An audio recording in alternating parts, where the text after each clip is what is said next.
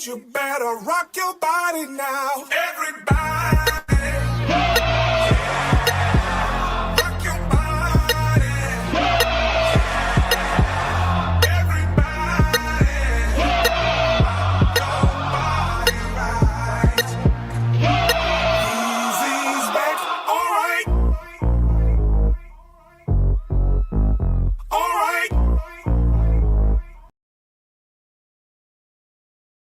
All right, how about that introduction, guys? Friday night, we're May 24th, Friday night. Hope you're enjoying your Friday. We're having ourselves a beer or two, or three, for that matter. But we wanted to have a podcast today to discuss the situation that's going on. As many of you do know that we have a runoff election that is currently going on or just finished at 7 o'clock today. So we're waiting for that vote count to come out so we can have the total amount of votes that have voted for the Maverick County runoff elections. There are two particular seats that are of interest here in Maverick County, and of course it would be on the Democrat side. It is the Maverick County Tax Assessor Collector position that is in a runoff that is between Azalia Cáceres, the incumbent, and challenger Ruben Montemayor. Although Ruben is the challenger in the race, he is the favorite to win that race. In Maverick County, in the race of Maverick County Constable Precinct 1, we have Ignacio Nacho Vasquez is the challenger running against the incumbent, which is Ceci Maldonado. Again, guys, these are the two runoff elections that we have. One of the interesting notes here, guys, and one of the things that we don't see much in the elections here is it was only 1 week of early voting, right? So we're typically accustomed in a normal election, not a runoff, right? We're accustomed to the 2 weeks. Being that it is a runoff, we only had 1 week for early voting, which it's completed. It finished at 7 p.m. Today. So that leaves we had 5 days of voting. We have all the results except for today's results. Now we are just waiting for those results to come in to us.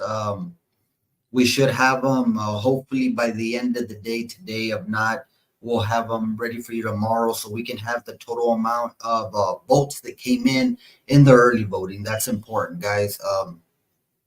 Hope all of y'all are enjoying your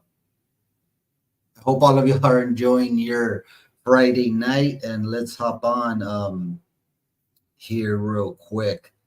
So for the early voting, we started on Monday, guys, with the early vote. So on Monday, we had a total of 166 votes for the Democrat on the Democrat side. 34 Republicans voted. 219 on Tuesday. 219 Democrats, 26 Republican on Tuesday. On Wednesday, it was 230 Democrats that voted in the Democrat runoff, and 30 Republicans voted on the Republican runoff. On Thursday, it was a total of 357 that voted on the Democratic runoff, and then 50 that voted on the Republican runoff. So it's real interesting getting down to it, guys, where you're seeing, of course, we did have those extra 2 hours, extended hours during that time, but it's very rare that we see that Maverick County sees 166 votes in one day, 219 votes in one day. This Thursday, 357. So each day it has been coming up for the Democratic Party side, right? So you got 166, 219, 230, 357, and we are projecting to go over that 357 mark today for Friday. So there's going to be plenty of plenty of people out there trying to cast their votes at the time being without the Friday in there. We do have 972 votes that have been casted in the primary for the Democratic side. And then we have a total of 140 that has been casted on the Republican side.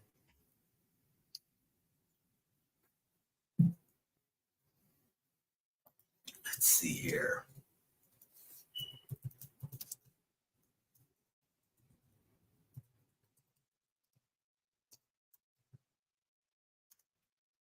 Ooh, a little dead. All of our views are on Twitter. So as you can see, it's a situation that is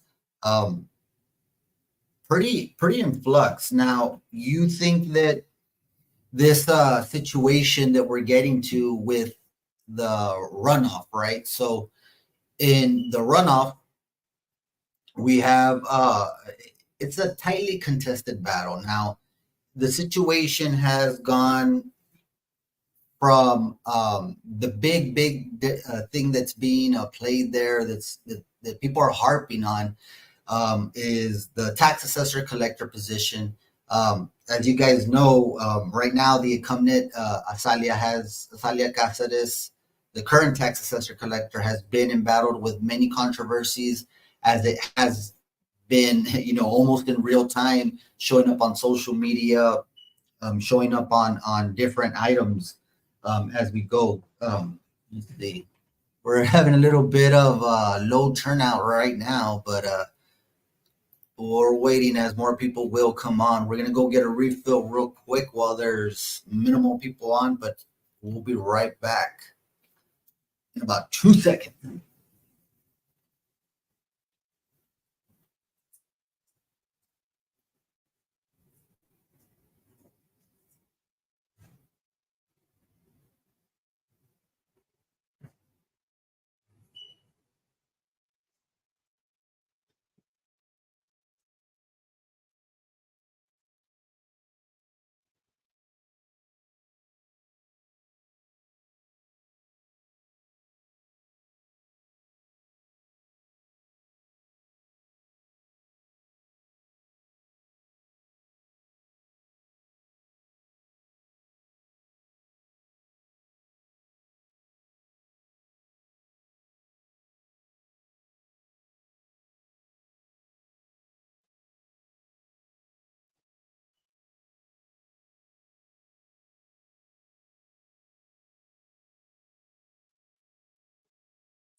All right, we're back. It didn't take there that long, did I?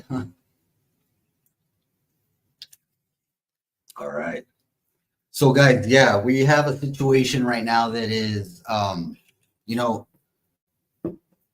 I think that the situation isn't as bad as maybe people have painted, but the real big thing, and I totally understand this, is that everybody would like their money to be working for them, right? So you're paying taxes. You would want somebody to be there full time that can attend you, especially if you're having to pay, taxes. So that's the thing that is coming down to it, is where you had two people running against the incumbent Azalia Cáceres, right? So those two people, there you had Ruben Montemayor and you also had Leroy Oresti, and both of those candidates, they were in strong support, or they were not shy about saying that they were going to be a full-time tax assessor collector. It is no secret that Azalia Cáceres, the incumbent, is not there full-time. She does have a previous engagement, if you want to call it, or career. She does work with the school district, so that is a problem. I'm not sure what her position is, but working with the school district, you don't get dismissed till about 3:30, 3:45, or much later than that, 4 o'clock even. Now, the tax assessor collector's office, that office does close, 4:30, even 5. So if you're thinking about it, you get out at 3, 4, you got to rush over and get to the tax assessor collector's office from whatever school she may be teaching, and then leaving a couple of minutes left of work of service. But it's not, I mean, the check still comes out full for her, guys. Don't get it, don't be confused, or don't be naive about it. Regardless of the amount of time the current tax assessor collector is in the office, she still gets that full check, that as if she worked in 80 hours. It's an elected position, so those checks are pretty much automatic. Now, you got the situation where, I don't know if it could be double dipping. I don't think that that's the correct word, but if you look at it in a bigger picture, where you have the public funds that you pay your taxes, some go to the schools, some go to the county, some go to the city, right? So you have a situation. How many times have I said that word? So you have the issue where Azalia Cáceres is the covenant tax assessor collector, is receiving a check regardless of what hours that she works. Now, anybody that has ever had any supervisory managerial position in their career, in their lifetime, you know that if you're not there physically as a presence, the office, your office, or the team, your members, whatever it is, it tends to suffer. And that is almost a scientific fact, that if you're not able to be out there, with your presence, overseeing an operation, a critical operation such as the Maverick County Tax Assessor Collector office, is a very critical and vital position to our community. Now, this office should not be, and shouldn't be allowed to be run as a proxy the way it is currently running right now. So what I mean by it being run by a proxy is that you do not have the supervisor, the manager, the leader in that office for the 8 hours of the day. It's minimal time, and it's understandable because there's a previous job there, and there's nothing wrong with that. I don't, I understand all of us have to work, all of us have to eat, but why, if you already have a full-time job that covers those hours, it doesn't make sense for you to have this other job. Now, you could easily get by if you were maybe another position, such as a JP, a commissioner, somebody that is not required to be at an office for 8 hours, because that's just what is required, I would say, from a tax assessor collector, from a county clerk's office, a district clerk's office.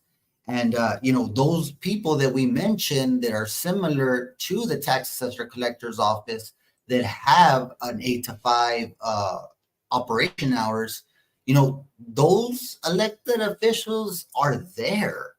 The district clerk, county clerk, they're there 8 hours a day. And you can see in how efficient their offices run.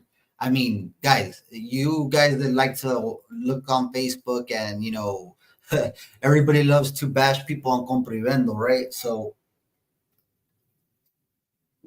we've seen the incumbent Azalia Cáceres make their appearances on compra y vendo, and the majority of these appearances have to deal with the inefficiency of her office and the lack of customer service skills, not even from her office, but according to this Facebook post that we saw earlier from a realtor, it's her that had a bad attitude. And you see how things just keep on getting difficult, guys, or keep on getting into a situation where why are you in the elected office when all this other stuff is going on? I haven't delved into the constable precinct 1 position too much myself, but that is an interesting race to watch. I think everybody is really tuned in to the tax assessor collector race, because that one, again, it's a very important race, and we've been seeing time and time again leading up to this election, and even before in the previous election, in the general, in the primary, we saw so many incidences, so many occurrences where the tax assessor collector, Ms. Cáceres, continuously was getting critiqued, and this, that, the other. And it was almost at a nonstop basis. It was one thing after another.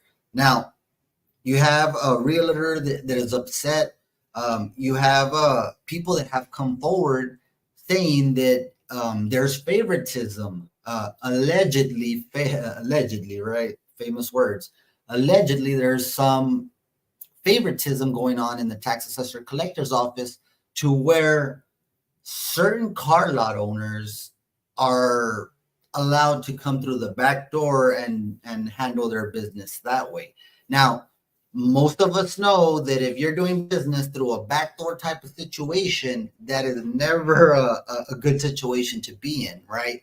At least from my understanding of businesses, right? But when you have a tax assessor collector that is unable, for whatever reason it may be, unable to be at their, the tax assessor collector's office, that is an issue. Now, we've gotten several things where there's a long line at the tax assessor collector's office. We've documented that many times ourselves. And now it's just the thing where,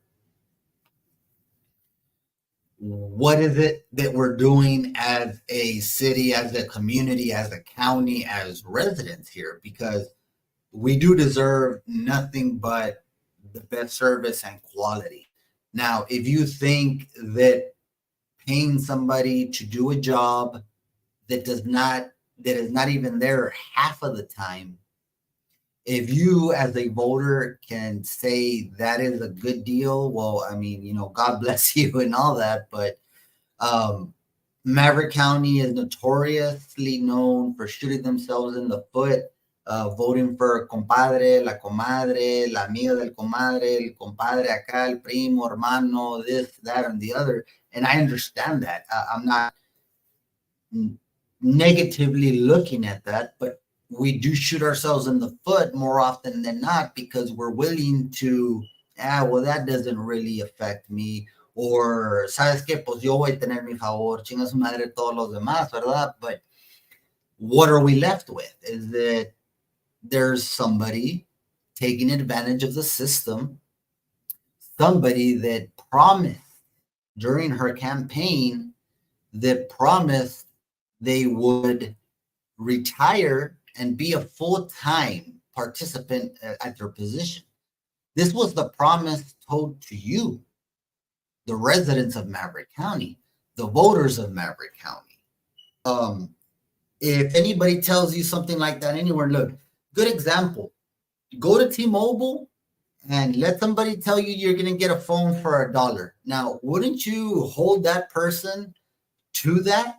Okay, oh, you said I was going to get an iPhone 15. Let me talk to your manager. You said it was for $1. Now I'm going to get it for $1. Right? I mean, that just makes sense. So when a tax assessor collector comes out and tells you, I am going to resign, I am going to retire my position at the school district to be a full-time tax assessor and then doesn't come through, does not come through. And this is admittedly, her herself in the debate came out and said, yeah, I couldn't retire, for whatever reason, it's none of our business, none of your business, why. But the fact that what got her elected, a part of what got her elected was her saying or her convincing the public, the community, the voters, you guys out there watching this, convinced you guys that she was going to retire and then be full-time over here. She has not. Now, it's my understanding that that promise hasn't been given this time around because it's not going to happen. She's not able to retire or has not given a promise or has not said anything about retiring in the future. So what you can expect as Maverick County residents, voters, is the same thing that you've been getting. Okay? Now, at the risk of getting this misconstrued, the definition of insanity is doing the same thing over and over and over again and expecting different results. Now, nobody's saying anybody's insane before y'all come out. What I'm saying is that if we keep on electing these people that do not do much for us, it's going to continue. I mean, not just with the person running right now, but the next person is going to have a sense that they can just, say that they're the tax assessor collector, say that they're a JP over here, and they're not complying. They're not putting their part to make our community what it should be or where it can be. Now, I'm not going to sit here and say that, past this, past that, people that were in power before didn't do this, that, or the other, even though it has, that is a big case of it. But we should always strive to get better and hold people accountable as such, because I can tell you this, as a city, as a county, you're expecting residents to progress, to elevate, to understand a little bit more as they grow.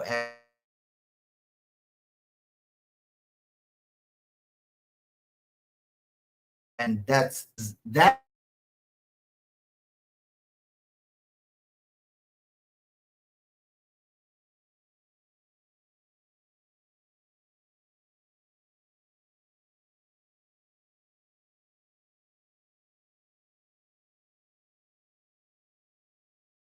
difficulties with our Wi-Fi, right? So we had, the typical 300 Wi-Fi that you get here from Spectrum, but we had that little issue where portions of the podcast did skip because of internet issues. So what we did is we called Spectrum up and we said we need something better. So we went up and got the gig service, and thinking we wouldn't have a problem whatsoever. We're streaming at 1080p right now using this very nice computer, an HP. But we just had a little glitch right now. I don't know if you guys were able to catch it. Kind of brought that up all of a sudden, but I mean, that's what happened. Moving forward, some of the things that we wanted to talk about, and let's see. Some of the news that's going on, guys. Let's not beat around the bush. We're not shy. Let's show you what's going on. I can get it up here. Let's see. There you go. I'm not digging the background there, but so you got, let's see.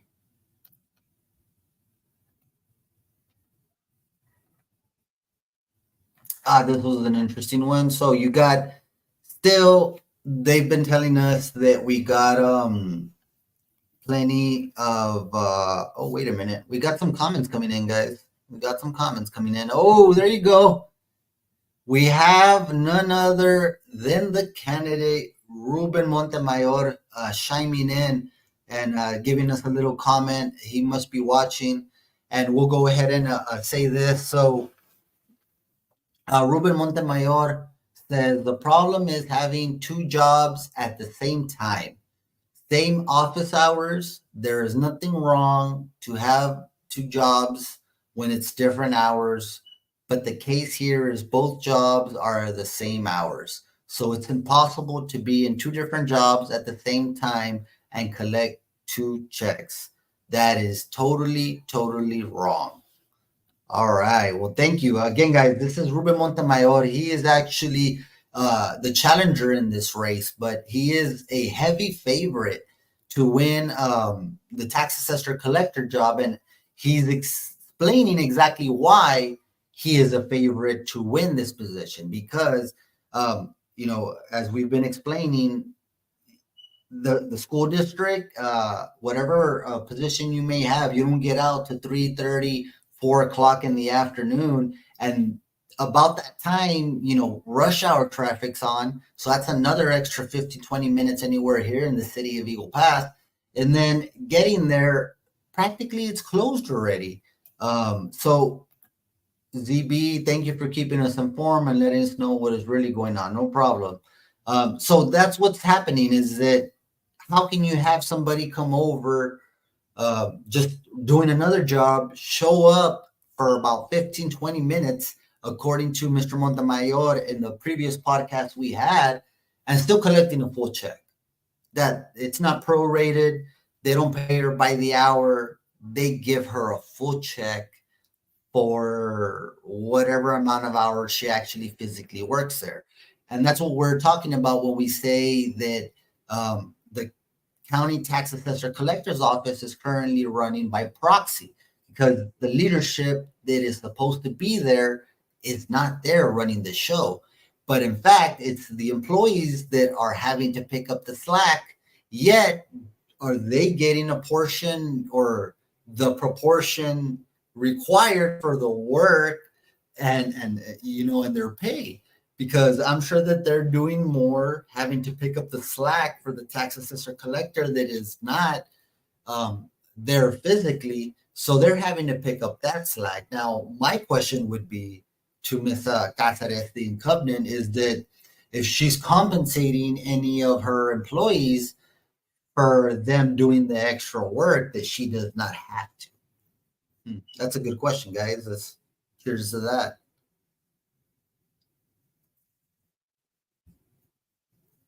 But moving forward, we jumped to that because of the comments. Now, what we wanted to show you, we didn't want to show you that.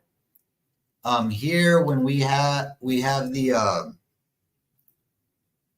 sorry guys, I kind of wanted to fix this a little bit, but I guess I can't at the moment. Let's just cancel that.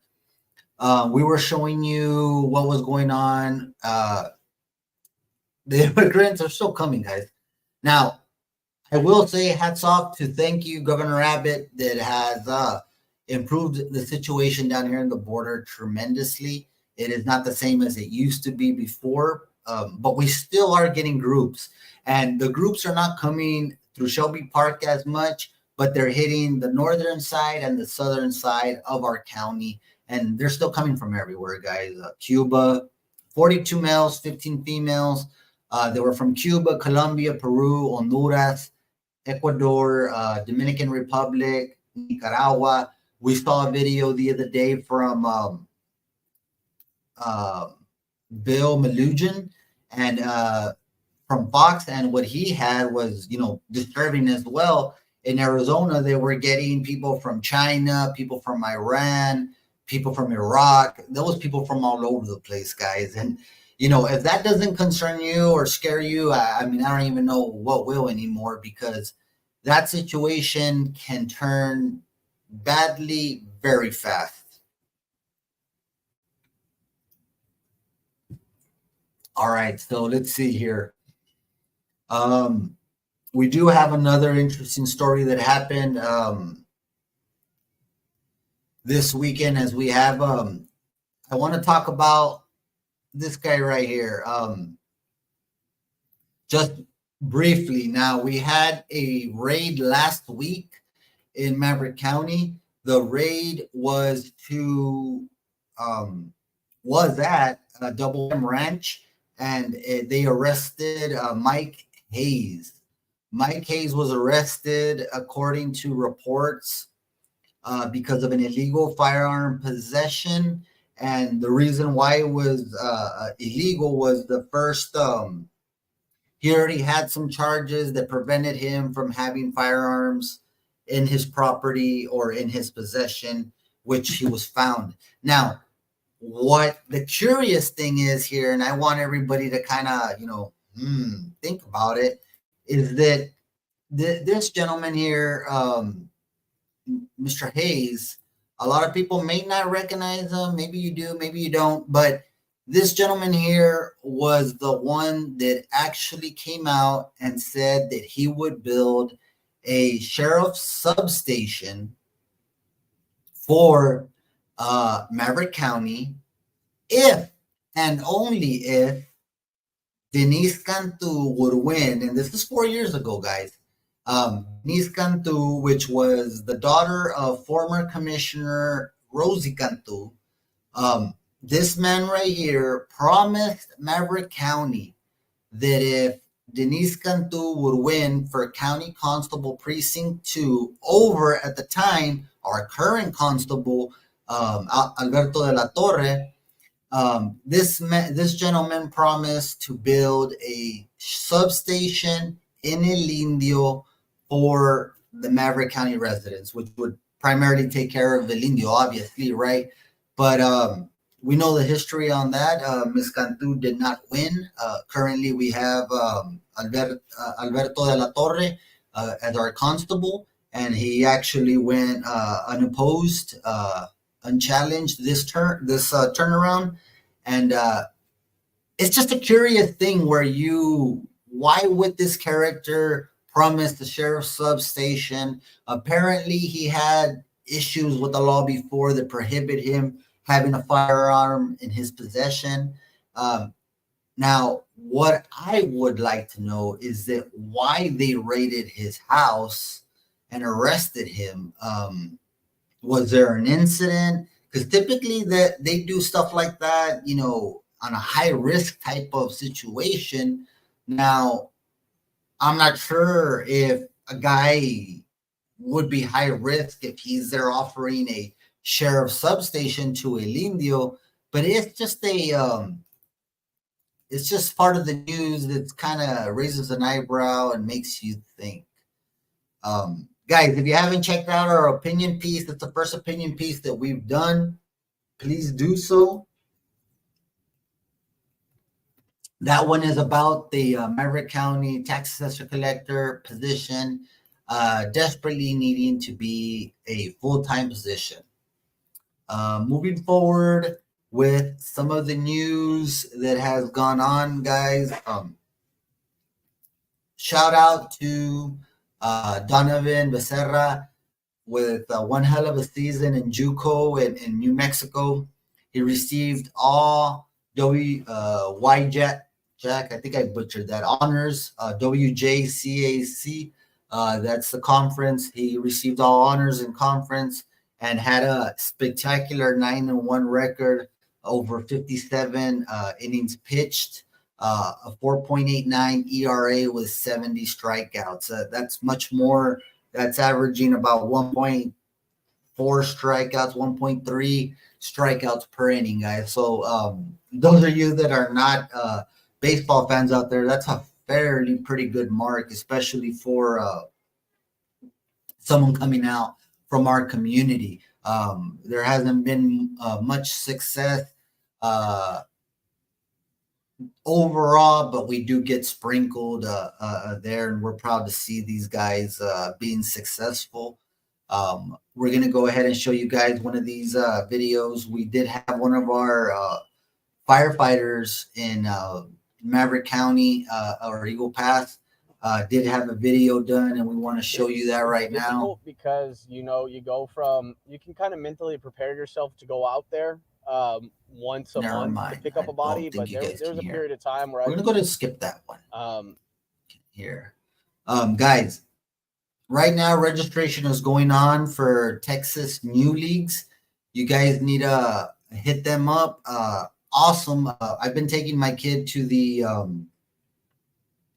they had their softball games, baseball games at the complex, and we happened to catch some of this soccer league that was going on, TNL leagues. Guys, there's nothing better than getting ex-professional soccer players out there to inspire our kids. I was real surprised at what they've been able to do. TNL, they're fairly new league, but they've done a lot in the time that they've been there. Let's see. ZB says he wouldn't pay his workers, and I'm assuming she's talking about who we were talking about before in Mr. Hayes.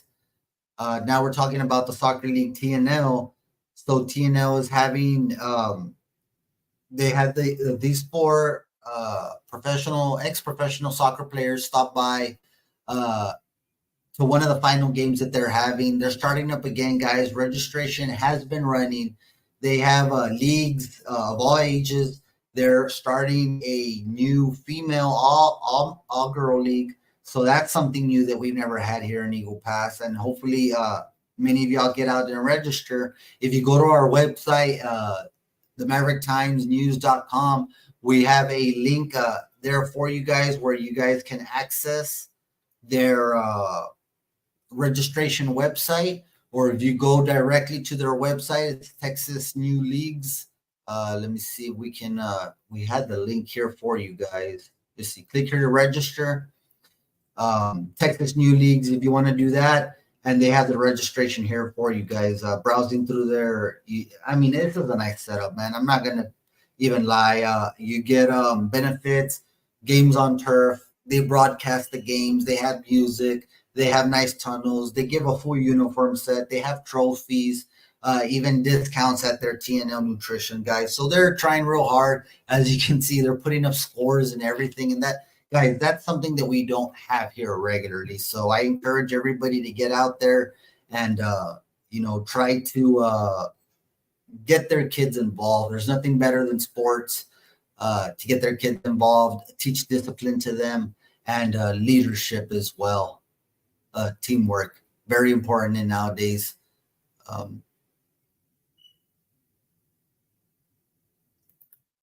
Thank you, CB. Everybody's a little quiet today. You've been an active participant. We appreciate that, as does everybody else, right? So let's go to other news that we have today that has been very interesting, guys. We have Greg Abbott that has, oh, wait a minute, that's a good one. So, guys, recently, we're probably going to end it here soon. We don't have too much activity going on from you guys, but this is one of the things that we want to talk about before we end today's podcast. Superintendent salaries versus the teacher raises. Now, the teachers did get some news recently about a recommendation coming from Superintendent Samuel Mijares about a minimal raise, but a raise to our teachers and paraprofessionals and professionals alike. Now, we do appreciate that our teachers get a raises. Now, I remember being in school. I could imagine that our teachers did not get paid what they do now. But I do remember having certain teachers back then that, would work as hard as they could. And it's difficult to see, and you don't comprehend it being a young student. But when you grow older, you see, and I have my kids now, so you see how teachers are severely underpaid in our, not just in our district here in Eagle Pass Independent School District, but also statewide. I think the teachers are severely underpaid for what they're having to go through on a daily basis. And we always advocate for teachers, of course, for the educators. But one thing we do not agree with is our teachers being in the bottom 50% of being paid, while the superintendent of the same district is being paid at the top 1% of the state. I'll say it again. The teachers and professionals at the Eagle Pass Independent School District are being paid on the bottom 50 percentile compared to the superintendent that is being paid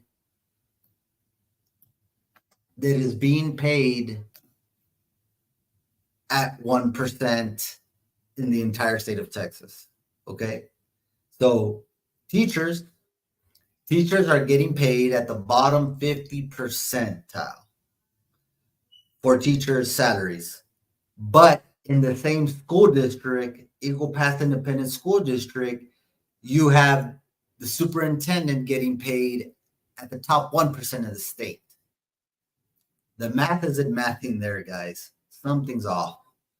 How is the superintendent getting paid at the 1% percentile in the state, yet our teachers, the educators, the ones who are in those classrooms every day, each day, are getting paid in the bottom 50 percentile? Math is not mathing, definitely not. Now, I would encourage any of you out there who feel that this is an injustice for our teachers to come out. And our school board has been the same for a very long time now. School board elections are coming up in November, and we encourage anybody that is interested in running for these positions. You have your platform. Come on and speak to us. We'll host a podcast to see what you will bring to our community. But I encourage healthy competition, especially when elections come around. And then when you have a school board of trustees where it has been the same people for the past, close to a decade maybe. So it's about time that people start throwing their hats in, getting involved in that area, and, maybe doing something about our teachers being paid at the bottom 50%, yet our superintendent is getting paid in the top 1% in the state. If you're talking about a disparity in income, guys, look no further than the Eagle Pass Independent School District. This is the time of the show. We're closing out. We're looking for comments, any other topics that you guys want to talk about. Today we haven't been too popular on Facebook, but you never know. We always got people watching, trying to knock down our channels. X has been really good to us today, and I appreciate y'all joining us from X. Thank you. Cheers. And of course, YouTube, we got some viewers out there on YouTube, the baby dolls out there watching us on YouTube. We appreciate it. Of course, we have several episodes that are going to be still coming at you guys. We have a runoff election. The election that we are going to be attending on Tuesday. Be sure to watch out for that. We are going to have our results show. We're going to be out there giving you live results as they come out from the Maverick County Courthouse, from the elections office, giving you the live exclusive. So be sure to follow us on Tuesday. We'll be following along and have you there at the courthouse so you guys know, get the up to the minute on what the votes are and how this runoff election ended. Another runoff election I want to talk about before we're going out is that of Tony Gonzalez and Brandon Herrera. They are going for the Republican runoff for CD 23. That's the congressional district, guys. Now, I know many of you Democrats out there might like Tony Gonzalez. Tony Gonzalez has never been a friend to Maverick County, has never been a friend to the city of Eagle Pass, and will not be a friend in the future, guys. What we need more than anything is somebody that's willing to hear, somebody that's willing to help, and somebody that is going to stick to their conservative word. So I encourage all of you to come out, those Republicans out there that are going to be voting in the Republican primary runoff. the Republican runoff. Brandon Herrera is a new one throwing his hat in the ring. Popular YouTuber, no secret to that. I know we have other news medias out there supporting Tony Gonzalez, and that's more than anything a money thing, and understandable. You do your thing. But on a serious note, what's good for our community is having somebody that is willing to listen to our community and assist our community in the time of need. We've had many needs. Tony Gonzalez, we don't see you here often. We don't hear from you often enough. And we'd like to receive some funding from you, you know. But guys, we're gonna end it. We didn't get too many participants today, but it's Friday night. It's understood. We'll be back to another podcast on Tuesday. I believe that's episode 14. I think we have this one wrong, but episode 15 will be straight from the Maverick County Courthouse, where we'll be giving you the live results from the Maverick County runoff elections, which includes the tax assessor collector position and Maverick County Constable Precinct 1. Guys, this is where we sign off. As always, you can help us by sending stars on Facebook if you're watching this from Facebook. If you'd like to send a donation on Cash App from the content we give you, it's always much appreciated. Our Cash App is $ the Maverick Times News. If you want to, $1, $5, $10, $100, whatever you can contribute, go ahead and contribute. If you can, hey, we'll still bring you the best content that we can. Be sure to like this. Do me a favor, share it, whether it's Twitter, YouTube, Facebook, whatever you're watching us on. If you can share this, we'd appreciate it. And again, be sure to stop by on Tuesday. We're going to be doing the live election show where we're going to get the results of the runoff election straight to you, exclusive in English, the best commentary in Eagle Pass, Maverick County, Southwest Texas News. We are number one in the English section. And I think that most of these people in the Spanish section should be turning over to us too, because we're doing great things with our news, the Maverick Times News, and we have great things coming up. Catch us next time, Tuesday. We'll see you there.